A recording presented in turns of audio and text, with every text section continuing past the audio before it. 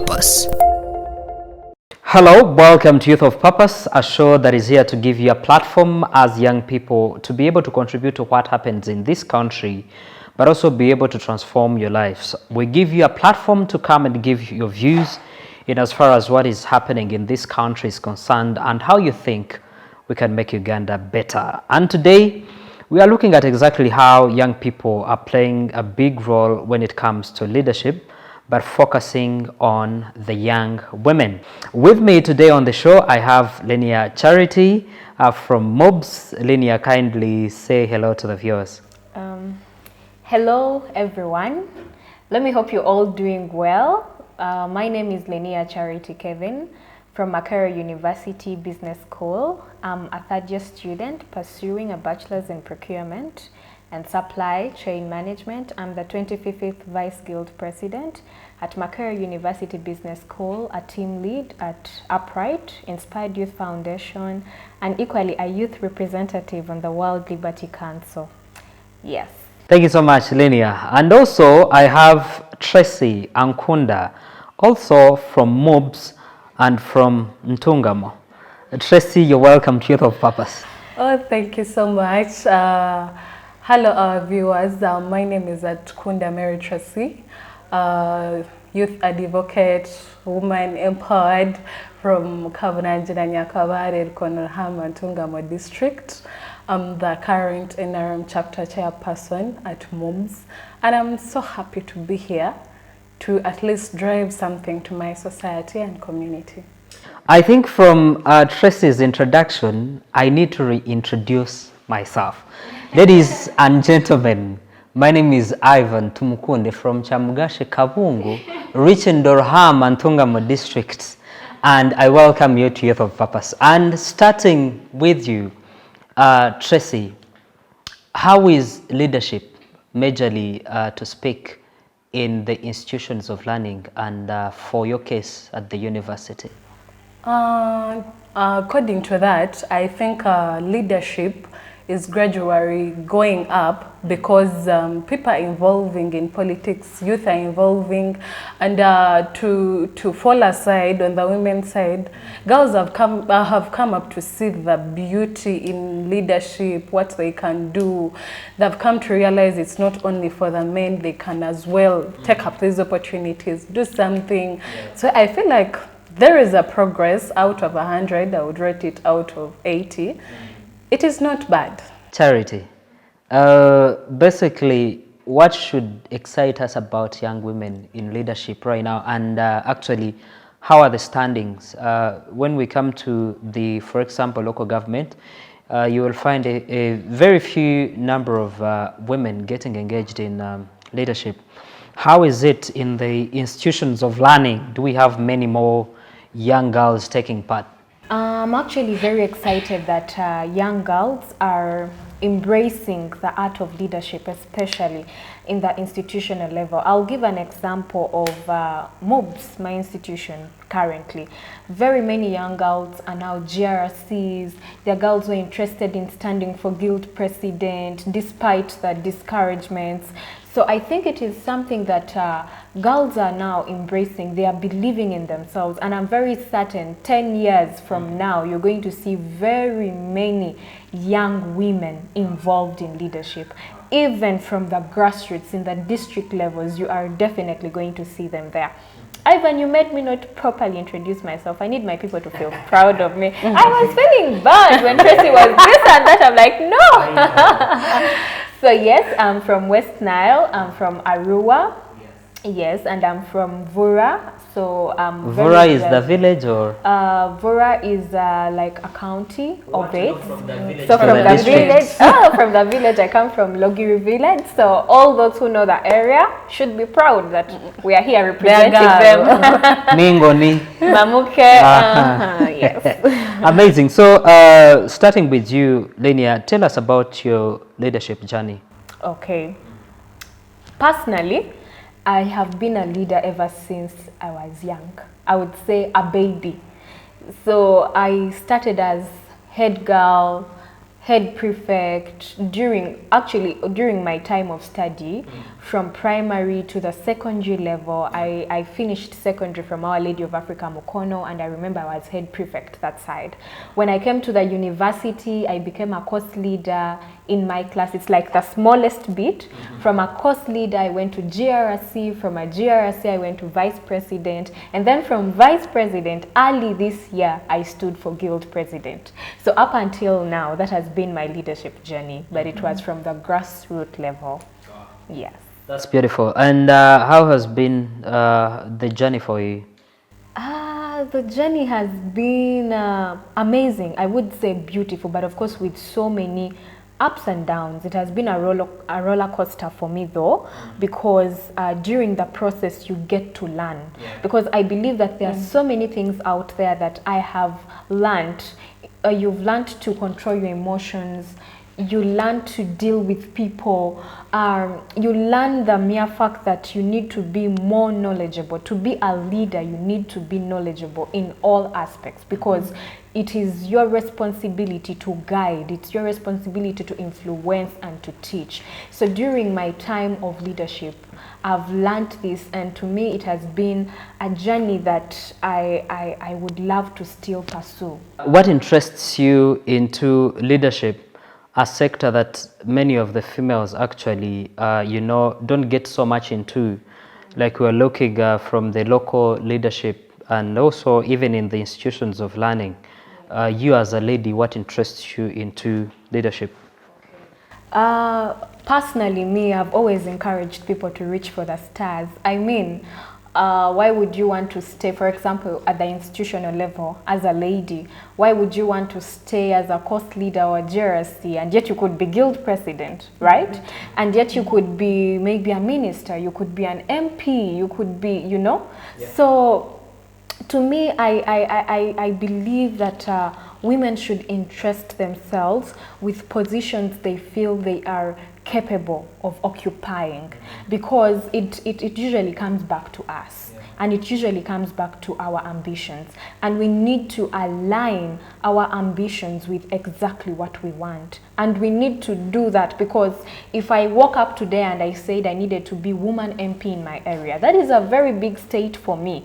But then you as a person, what have you done? Have you worked on yourself? Have you worked on your personal growth? Are you sure if 2026 came and maybe you went to Arua, that people would be able to receive you? So at times, those are the things that we don't get to look at. We might be extremely ambitious, but what stops us is we forget to work on the things that need to get us to those spaces. Yes, so I really need to encourage the girls from the grassroots level. Start working. It's okay to dream big. It's okay to want to reach for the stars. It's okay to want to be whatever type of leader you want to be in the country. But the most important thing is, are you working so hard to get there? Amazing. Tracy, tell us about your leadership journey. When do you start engaging in leadership actually? I have started my leadership journey where I was from home. My home. father always tells me that's a unique one. Yeah, you're the head girl of the home. Wow. Everyone has a position. So I grew up understanding I'm the head girl of the home. I can do something. I can do this. So getting to school, the encouragement from home gave me the morale to be like, okay, home, they can believe in me. Why not these people? So I got to serve. I believe in the fact of getting to the table. I don't aim for higher positions, like head girl or what. But if I get to the table, what can I add? Can I make my seat bigger the way I want it to be? So I used to go for those health prefects, things of a kind. Then when I reached at the university, it got more serious, because I always looked at the rallies and I wanted to be part of a rally. I wanted to, get to understand girls who are there. They used to inspire me though. In Intungamo, ladies are very few in the political space. The ladies you can reach out to and you're like, okay, I would want to learn this from you. Even if they are there, they are 2 or 3 and they're not easily accessible. They're not active. So it's like, which difference can I put in Intungamo? So me, I can go back and I'm in the church choir at my home place. I am not good at singing, but I will want to reach there and let those people get to know she's she's from Makara, but she can come and sing with us. So I look at leadership in a different aspect, even if it is in the small things, even if it is not in those spaces, but what I add into the society. Why do you think young ladies or young women need to engage in leadership? Yeah, I really, really believe in that, because leadership, you do not remain the same. Me, I've always believed in one thing. I do not want to become a normal woman. I do not want to wake up, study primary, secondary, university, then I'm done, I'm looking for a job, then I'm someone's wife producing kids, and life just ends like that. You don't want to be a regular woman. Yeah. I want to wake up and I live an impact in a society. Do you know, walking and people are like, you're my role model, you have to keep some standard. You have to show people, girls don't do something. How about if someone just put on their heels, they are smart, and yeah, people will still say, I want to be like her? Why specifically leadership? Yes, I believe in leadership, you portray, you know, you're the first to many things, to many people. So I believe that in leadership, you bring out, because everyone is looking at you. So you bring out that character, through character, not just the dress code, but through character. Yes, if you're out with your friends, what are you saying? What are you doing? How do you interact with boys? You know, in leadership, people will hug you, people will do this, but they will know this person has restrictions. Some other girl will look at you and they're like, yes, I know, we'll have to have limits. Even if people are greeting me, that, but they have a kind of decency they put in you. You know, they get that aspect in politics, girls, that they use them the way they want. But you have to, I believe that leadership is adding value to the society or to the ladies out there. Linia, talk about university politics. Tell us about your journey. Oh my goodness, those who are watching, university politics is fun. This is something people should not miss. Yeah. I remember during my rallies, I would dance. I would, you know, they say university is diverse, right? There are those who love politics, there are those who go to the church, there are those who love the bar. Sleeping. I mean, there are those who love co-curriculum activities, there are those who would sleep the whole time. So me personally, because I'm very passionate when it comes to leadership, the first thing I got involved in was the political bit. So it is very, very interesting. And I definitely would encourage all of us who are passionate to be part of this society, because you learn a lot and you don't live the same. This is a space that teaches you to handle pressure. I'll give an example of myself. You people, you don't know. It teaches you to handle pressure so well, especially during those campaigns. It is very hectic. Talking about the campaigns, how easy was it for you to get into the politics? And you can tell us about your experience when you're aspiring for the guild leadership. Yes. So it wasn't that easy. And actually, why did you go for that position? Yes. Personally, I was a vice guild president before I chose to run for guild president. But I will still say the same thing. When I was in my senior 4 vacation, I decided, I was like, when I go to Form 6, I have to be head prefect in my Form 6. And when I go to campus, I must run for guild president. Wow. Come what may. I had already decided. And I came to campus knowing. That is why I became course leader, and I knew course leader. I was like, oh, GRC can get me to what I want. Oh, so now vice president, I need to participate in the campaign so much. I need to learn the strategies. So it has always been my passion. And it has not been about that, because it has not just been about passion. It has been about what impact are you leaving? Because I believe when you are a leader, you have the opportunity to do more than any other normal person. You have access to places where people cannot reach. That means you're able to help those below you. Because during this process, I carried out different projects. Just like right now, I'm running an NGO of Upright Inspired Youth Foundation. It started growing because of the political aspect. I had in university. Amazing. We cut it short right there. It's getting actually more interesting. We pick it from your experience running for guild president at MOBS, and what came out of it? Are you the guild president? What happened? We'll be seeing that exactly when we come back. We go in for a break. Welcome back. You're still watching Youth of Purpose, a show that is here to give you a platform as the young people to contribute to Uganda becoming a better country. I'm still with Linia Charity and Tracy Atkunda. And when we went into the break, Charity, you were telling us about your experience running for guild presidency. Yes, how was it for you? Running for guild president is one of the best choices I've ever made, or one of the best decisions I've ever taken in my life, because it drastically changed me. It tremendously changed my life. It changed my way of thinking. It changed my way of handling people. It improved on my emotional intelligence, because those are periods where you have a lot of pressure. Those are periods where you need to handle criticism. Those are periods where you need to work extremely hard, having those sleepless nights, you know. You sleep at 4, you wake up at 6, you're up in the morning, you're welcoming people. The campaigns were really very hectic. But I believe I was a very good challenge. I challenged those boys.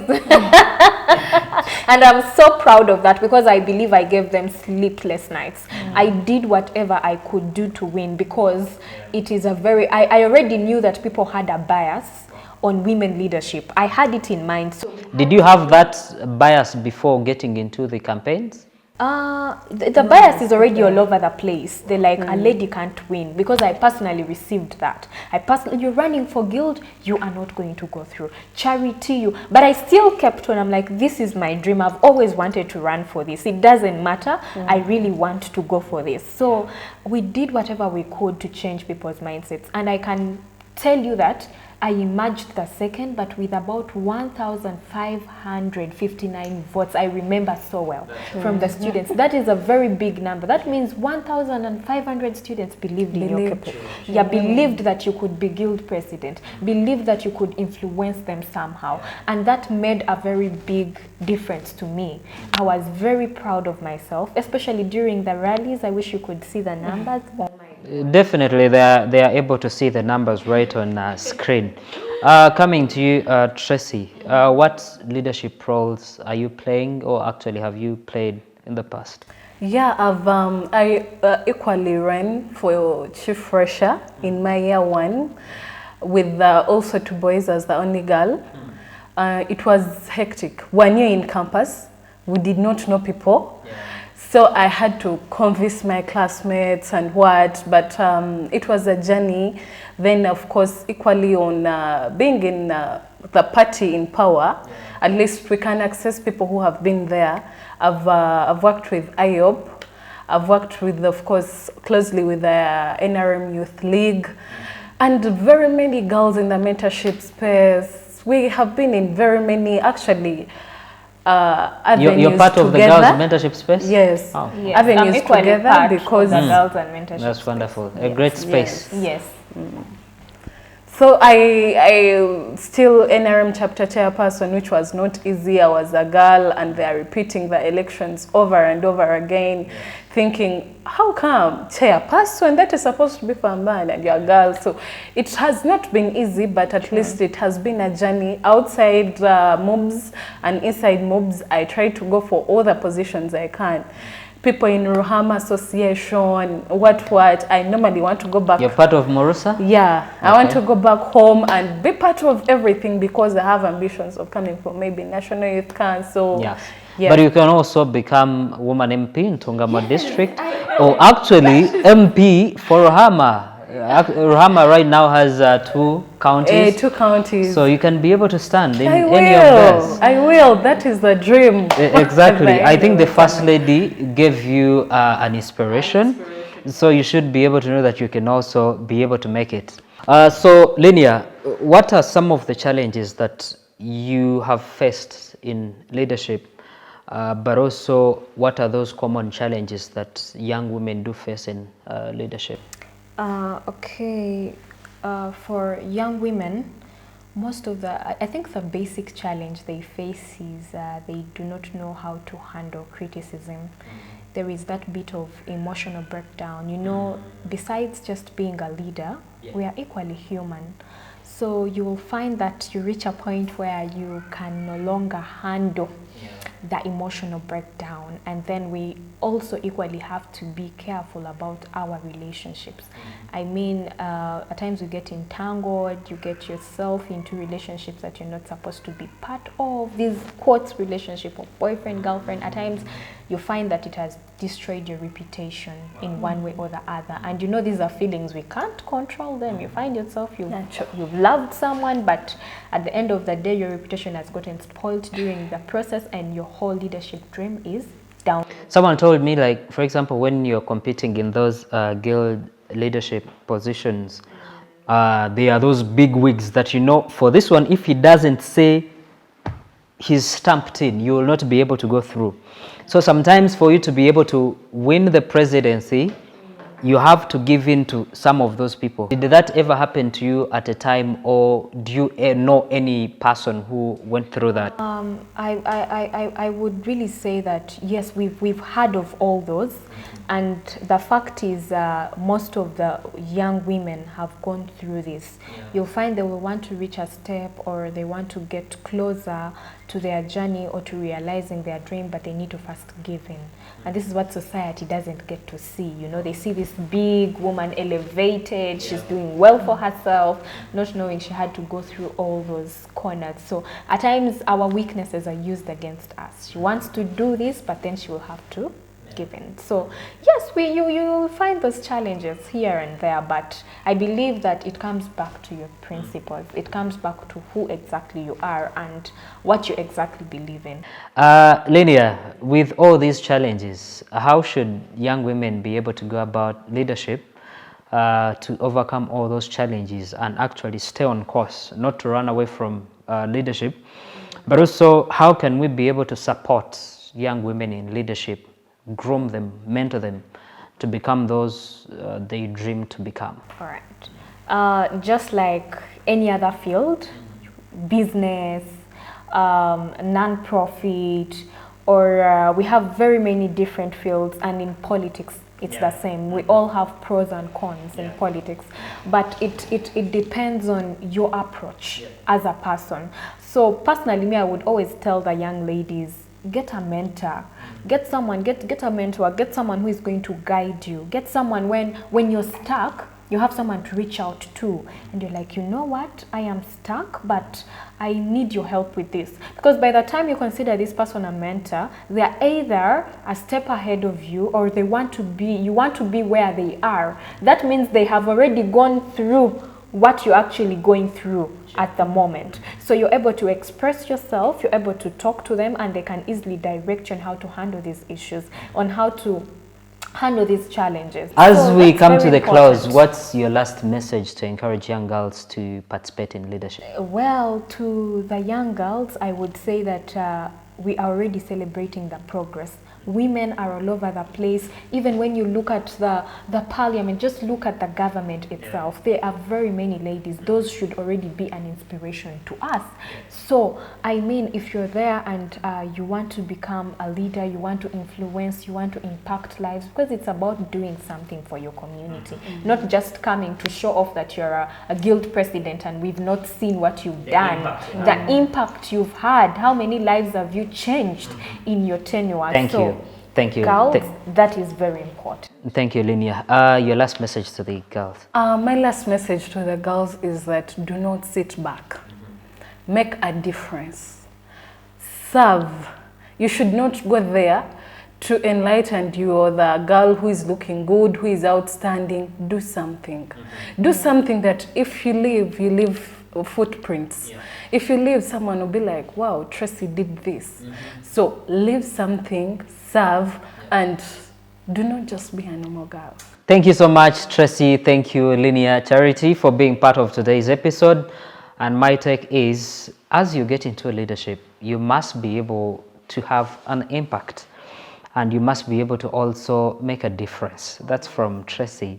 and put a footprint that you know other girls are going to be able to look at and say, can I actually even fit in Linia's shoes? Can I fit in Tracy's shoes? And therefore you're encouraging and inspiring them to also be able to take up leadership and also impact on their societies. It doesn't matter what age you are, it doesn't matter which region you're from, you can start from where you are to play leadership by being different and being responsible and act in a way that is, you know, respectable as a girl. And that will definitely start off your leadership journey. I do believe having an inclusive society is for the better of all of us and to make Uganda better. I thank you so much for watching this show. Youth of Purpose is transforming lives, and we continue to aspire to do that forever. Thank you so much for watching this show. My name is Ivan Tumukunde. See you next time. Youth of Purpose.